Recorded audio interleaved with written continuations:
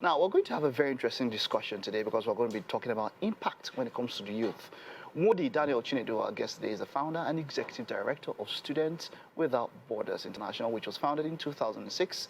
He's a managing director of Swift Elevators Limited.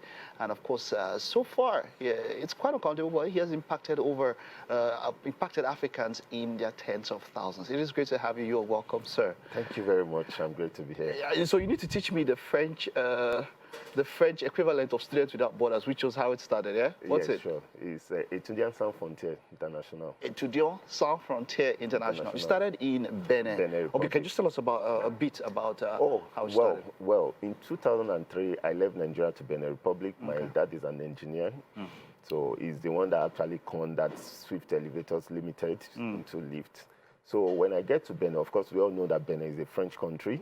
So on getting there to communicate becomes a problem because I'm an English-speaking person. So I have to enroll in a school.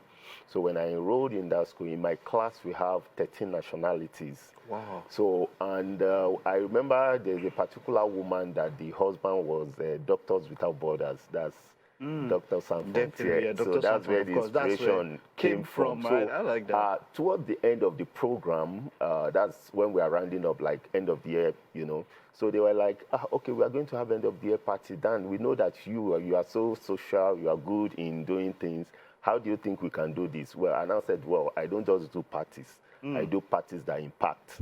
So I now told them to give me some time. Let's see what can come out of it. Okay. So I now said, okay, let's do an award and let's reward each country best student.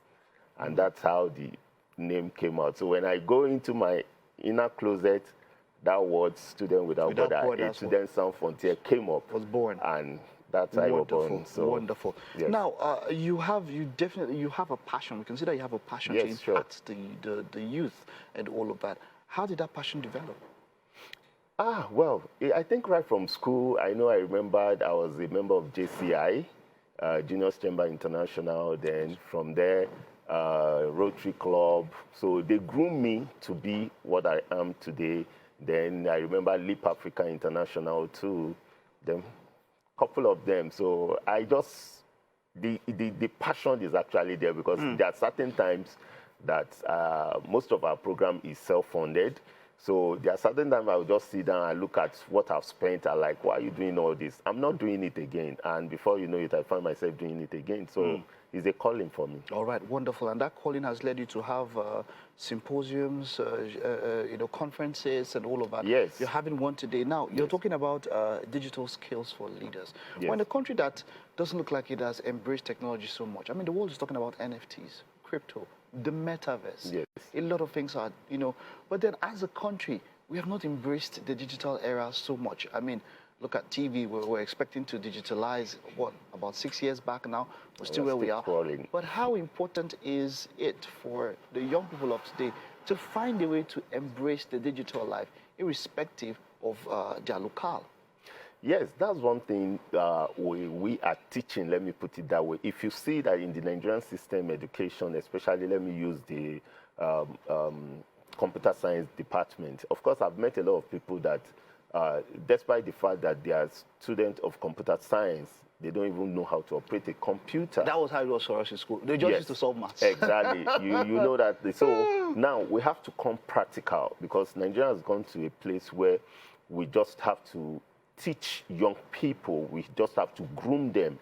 Because one thing we lack in Africa, especially in Africa, is mentorship.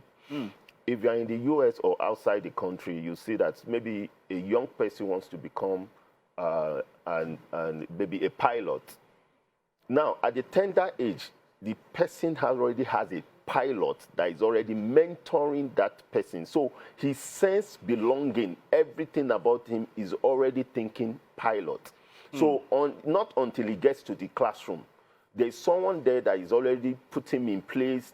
This is what you do. This is how you do it. By the time you get to the class, this is what you expect, So with that, he's growing up with that. So the system is already in that person. You know, this is you understand? so, what you're saying is so profound. And Yes. I'm not taking a shot at anybody or religion, Yes. but it happens in Nigeria mostly with religion. Yes. We see that kids from a young age are impacted directly maybe by their parents or their religious leaders, Yes. and they grow to be like them. Exactly. So that means that if we take that, Exactly. that blueprint, Yes. which we use in religion, Yes. into other aspects, Yes. from a young age. So we see 2-year-olds who come out and try to mimic Yes. the religious Have you leaders. heard about the Igbo apprenticeship now? Talk to me about that. Oh, great. In fact, the Harvard has to come to Nigeria to come and explain. You know, when the Igbos, their marketers, we all know they're marketers now, they always have someone they pick and they train that person and settle that person and empower that person. Wow. Do you understand? So they set up that person. Maybe the person is going to serve them for 7 years. Then after you have been served, then they settle you, they empower you, and you own your own shop. Then you become a boss of your own. So, and that has been working for them very well. So if such things are being put into the country that way, that is, you know, they just, in every field, that's their own field, trade, Yeah, you trade, understand? yes, exactly. Now, the same thing is applicable to every field. To every field, it is. So by the time we do all these things, and, you know, I remember doing a program in Benin Republic, we call it anti-corruption education. I did a press conference, and I got a call from the presidency. And when I got there, he was like, the attaché, there is someone that was, you know, but that was my first time of entering the president palace. And they're like, what gave you the inspiration of doing this? Of course, I said, that's what I'm training, because I'm trained at the EFCC training school, Abuja, for integrity class. So I teach integrity class. And they're like, so I did that program in the University of Abomey-Calavi, Republic of Benin, and I discovered that most of their students did not attend, but I have people from other countries, Nigeria, Ghana, and all that, they were there. So I need to find out why the host is not attending. Now, when I carried out my research, and they were telling me that, no, conferences are not for students, government conferences are for politicians. Officials, yes, you understand? I'm like, what? In this age?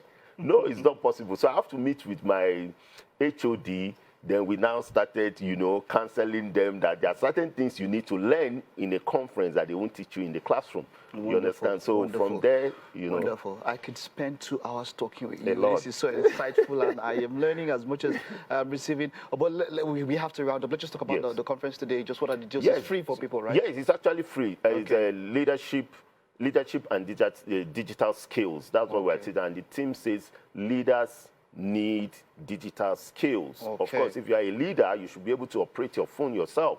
You should be able to do things yourself. Of course, we have an example of the ex-president of the US. He's always on Twitter at all time. You understand? So these are the things that we are trying to imbibe on young people. Okay, so the venue at the time? Yeah, the venue is American Corner, is along Airport Road, Ikeja, and it's by 10 a.m. this morning. All right, thank you. Thank it was you great so talking much. to you. It's a pleasure, my brother. All right, okay. Thank you.